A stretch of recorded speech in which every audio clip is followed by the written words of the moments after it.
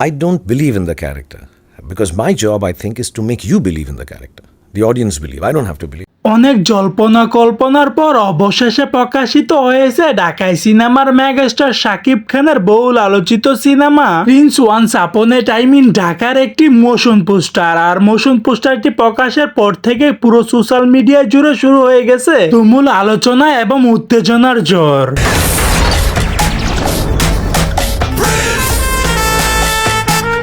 Or not easier, just very different and faster to make films.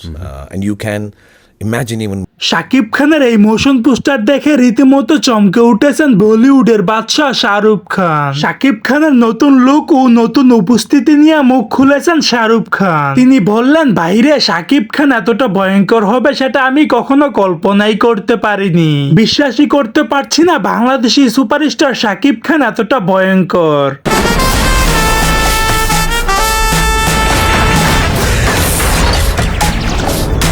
দর্শক, শাকিব খানের এই লুকটি আপনাদের কেমন লাগলো অবশ্যই ব্যক্তিগত মতামতটি জানাতে ভুলবেন না আমার ভিডিওর কমেন্ট বক্সে।